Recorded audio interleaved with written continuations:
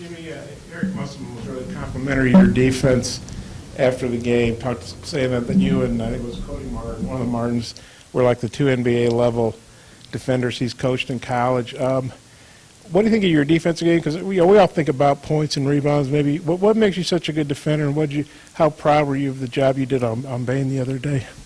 I think defense is a combination of skill, but mostly effort and pride in it.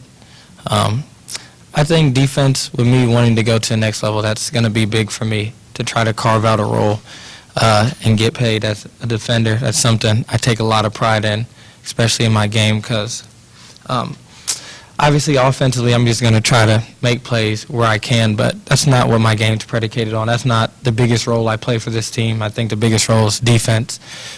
So I take a lot of pride in that, and each and every night Coach asks me to guard the best offensive player or the best playmaker on another team, whether it's a point guard, 1 through 5, whatever it is. So I like stepping up to the challenge, and we've played, like I said before the game, I'd played TCU 2 times before that, and I knew Desmond Bain was a really good player, and I just wanted to go out there and do the best job I could on him. What did you do? I think we had a good, solid game plan going into it. My job was to face guard and make it hard for him to catch. I think as basketball players, especially when you're a scorer for another team, when you have to move around a lot, it gets you tired. It takes a lot of effort to go out there and score the ball at a high level like he does. So being able to get him move, being able to make him work to catch the ball and then work to score, I think a fatigue factor could have set in at some point, and it helped me out. You're the only Power 5 guard since 1993 to average more than 15 points and not make a three.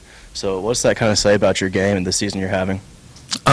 I think hopefully it shows a lot of people that you want to play to your strengths as much as you can.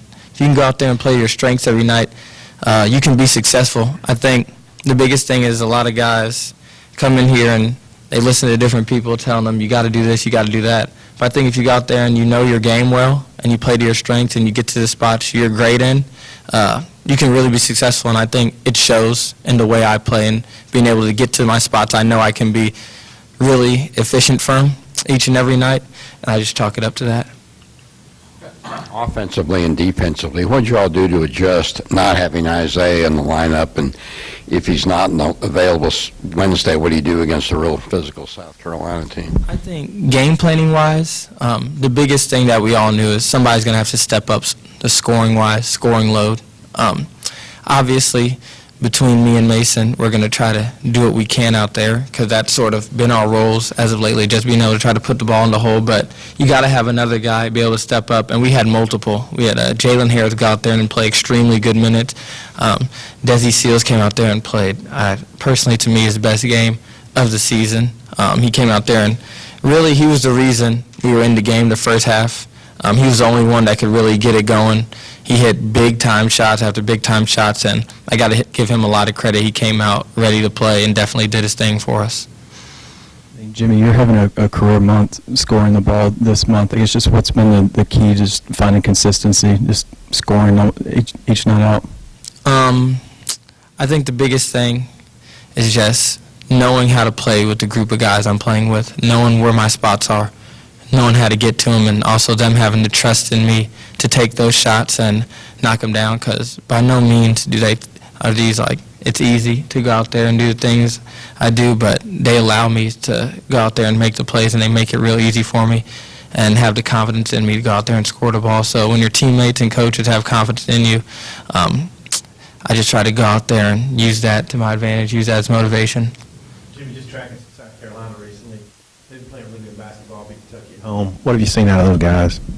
South Carolina's a really good team. Like you said, as of lately, they're playing really well. I think they have good size and they rebound the ball really well, which has been a struggle for us with rebounding-wise. I know that's one of our weaknesses and one of our points of emphasis going into the game. It's another one of those games where we're going to have to go out there and play hard. I think defense for us is going to be the biggest thing. I don't think offense for us has been the biggest issue going to these games, is getting stops in critical moments. Not allowing these teams to go on runs late in the game to where it's hard to come back in those last 2-3 minutes. You got to fight back from 8-10 down. I think those will be the biggest points of emphasis going into the game. Jimmy, how could a defender, Eric obviously has really got you guys playing good defense. How much better a defensive player do you think you are than before you got here? Where have you improved in those aspects? I think my biggest thing, which has always been my biggest weakness, is like help side defense. Always been a good on-ball defender because it's easy to guard your man, but I think where I improved and where everyone's improved is just the defensive scheme of you got to be able to guard a man and a half, as we like to say. You have to be able to keep your man in front of you and then be able to help your teammate just in case defenses break down, because in the game of basketball, it's going to happen. Somebody's going to get blown by. Defense is going to break down somewhere, but to be able to recover and the next man recover for you is big, and I think that's where I've gotten better. I assume you probably guard Lawson. What do you think of him? Or if I'm wrong, correct me. What challenges does he present? What do you got to do against a guy like that? We haven't gone over matchups yet. I think that's something we'll do today. And then what I like to do is after I find out my matchup, just watch some film on the guy. Not too much, not a whole bunch of just smash it to my head, but just a little bit, see his tendencies, see what guys like to do, which way they like to dribble, how they like to score, things like that. So that's something I'll probably get into later today. Jimmy, I saw, Oh, what's You said something about you don't want to watch so much film. Oh, I just don't want to pound it all into my head at one time. Yeah. Jimmy, I saw yesterday after the news came out that Kobe passed, you sent out a tweet saying he was one of your idols. What kind of an impact did he have on you growing up? First off, you've got to give your condolences to the family and friends of everybody in the tragedy. It's crazy to think about, but for me personally, I've been thinking about it a lot lately, and just like what type of impact he had. Obviously, he impacted generations of basketball players, but I think the biggest thing for me, at least, is that he taught me how to just be the best you can be individually, no matter what you're doing in life, so you can impact a future generation, you can impact the youth. And I think that's the biggest lesson that I'd like to pass on from him, is that be the best you can be in any facet of your life. Take that Mamba mentality and apply it to, for me, a basketball player, for you guys, a journalist, apply it to being the best coach, whatever you can be, so you can impact the youth and the person next to you, and you can keep moving forward in life. And yeah, he was definitely one of my idols for sure. Speaking of Kobe Bryant in the NBA, do you feel like with what you're doing, you're going to give yourself a shot to play in the NBA? Especially, a lot of it's about specialization, and if you're a guy that can hit those mid-range jumpers and play that lockdown defense, I mean, there's a spot for guys like that. Everybody doesn't score 30 points a game. Have you thought about that? And if so, kind of what's your thoughts about it? I think everybody in my position has aspirations to go play at the NBA, and for me, I want to, like you said, carve out a role, find what my role is, and I think what I do for this team is sort of the role I have to play at the next level, that guy that goes in there, sort of a utility guy, be able to lock down on defense, like you said, make the shots that you can make, be able to be effective on the offensive end. So I definitely have thought about it. It's not the first thing on my mind, obviously, with the season still in play, but it's definitely something I think about.